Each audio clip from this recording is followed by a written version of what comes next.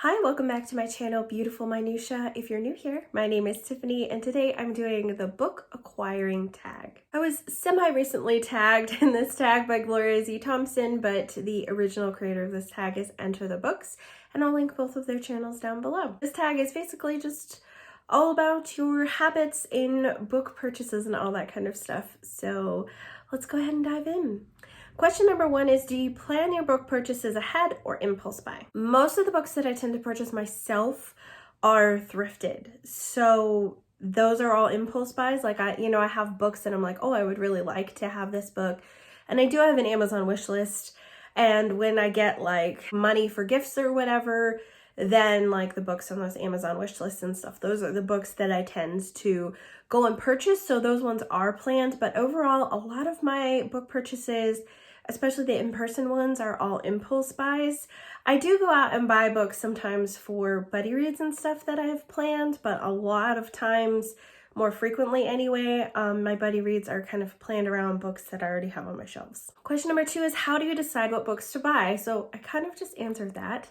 But overall, I kind of have an idea of certain books that I'm looking for, and depending on the price point, I can sometimes kind of pick up books nilly-willy. Oftentimes I'm looking for classics because I don't mind if those sit on my shelves for a long time before they're read. But other than that, kind of more contemporary books, they have to be like really, really cheap if I'm going to pick them up, or have to have recently heard some sort of buzz and be really interested in reading them. But I have bookstores around me where it's like you can fill a bag with books for $1, or sometimes my library does 10-cent books and stuff like that. So when that happens, if it's a book that I have any interest in reading, I go ahead and pick them up, because my library is a very rural library system. So they're very limited on space and limited on what they can have.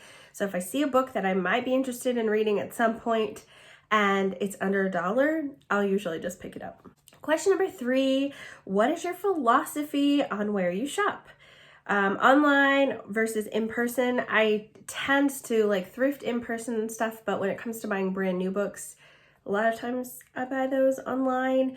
And I do use some online used booksellers, most notably Better World Books. I like them the best because their quality tends to match their description online much more frequently than thrift books and second sale. Plus, there's no minimum for free shipping. And yeah, just overall, I like Better World Books when it comes to online used purchasing. Large versus small, and I think maybe they mean like large bookstores versus small.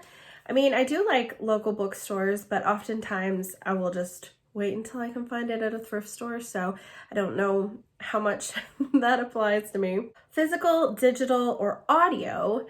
Physical pretty much always, but I also almost only read physical books, so that makes sense. And then the last question on this philosophy on where you shop is new versus used.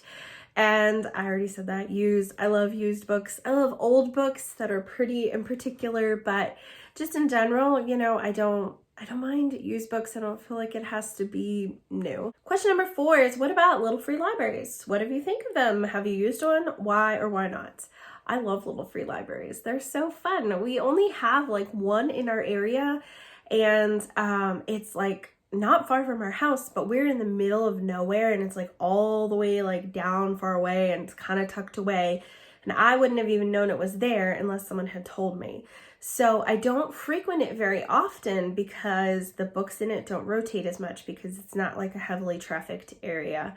But where we used to live, there was like 3 little free libraries like in our town that I used to stop at all the time and drop off books and pick up books. And I love it because sometimes you can find books that maybe you wouldn't have purchased otherwise, but you can try them out, and if you hate them, no big deal, just put them right back in the little free library. And it's a great way to kind of like get rid of some of your books that maybe someone else would enjoy too. Question number 5, how do you feel after acquiring a book? Do you share it in a book haul or a diary? I feel happy when I acquire books, when I come home with books. I'm so happy, especially if it's a book that I've been looking for a while, or it feels like a more rare book or something like that. Then I'm like really excited and really thrilled. I don't keep any sort of record, like written record or anything about the books that I purchase, but oftentimes I do film book hauls and stuff. So I have one coming up because I've scored really well recently at several places. But overall, that's the only way that I share. And sometimes if I don't have any books for a haul and I just get like one or two, a lot of times then I won't even share them a lot of times. Question number 6 is, how do you feel looking at your books that haven't been read?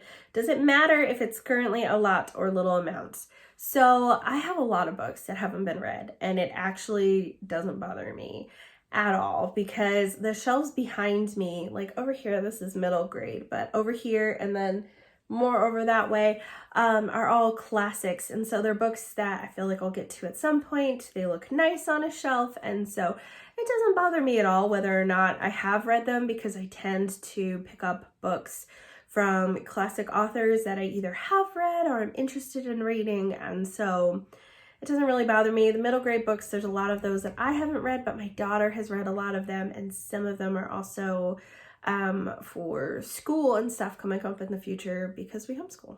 Number 7, how do you decide what number of unread books is the right amount? When I start running out of shelf space, which I kind of am, I did a pretty big unhaul earlier this year, and that's when I kind of am like, okay, I need to kind of like pare down. And a lot of times, like last summer, I found so many great deals on books and stuff that I picked up a lot of books that I wouldn't have normally purchased. I would have normally gotten from the library, but my library didn't have them. So I picked them up for that. And so when it's getting to that point, I'm kind of like, all right, I gotta do something. I either need to read these books or get rid of them, which follows into the next question, which is, do you have a TBR game or process for reading them?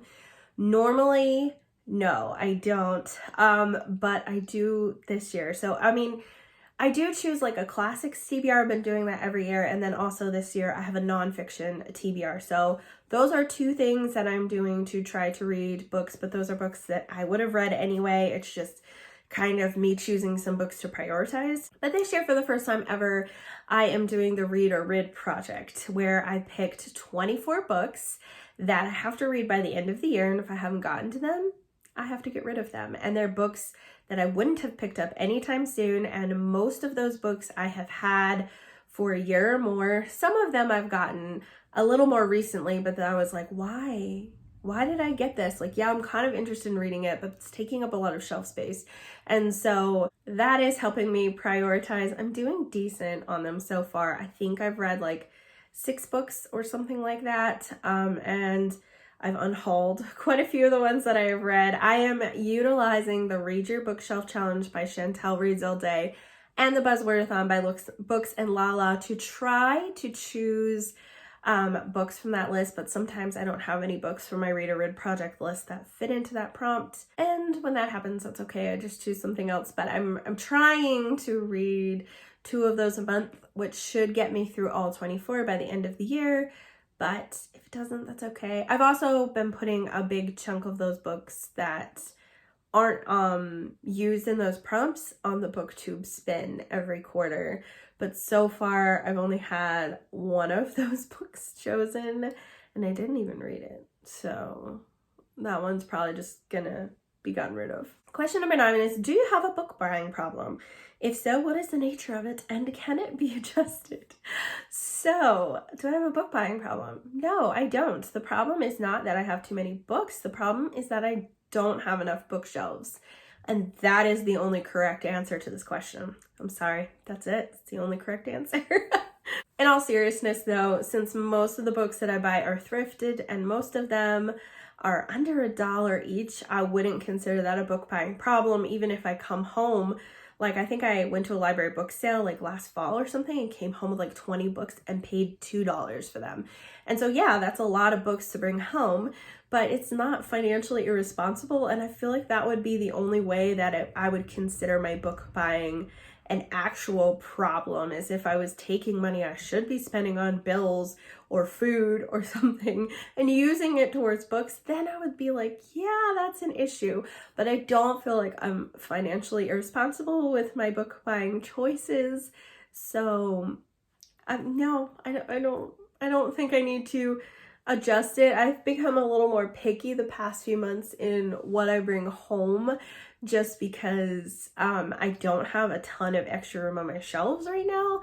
But still, you know, I'm fine with how much I built up my home library over the past couple of years. The last question, question number 10, is to tag some people. I have seen a ton of people doing this tag lately, and I don't know who has done it and who hasn't. So I'm not going to tag anyone because I feel like it will be people who have either already been tagged or have already done this tag. So if you have not done this tag, please do it. I would love to see it. If you have done this tag, let me know in the comments below. So that way, if I haven't watched your tag, I can go watch it. And if you would like, you can answer some of these questions in the comments below. I do always leave all of the tag questions in the description of the video, so you can check out the questions and tell me about some of your book buying habits, and also tell me the book that you purchased recently that you were like the most excited about, either that it's like a most anticipated read or it was just like a really great find. Thank you so much for watching. If you like this video, please hit like and also subscribe so you can continue to see more bookish content from me, and I will see you again next time.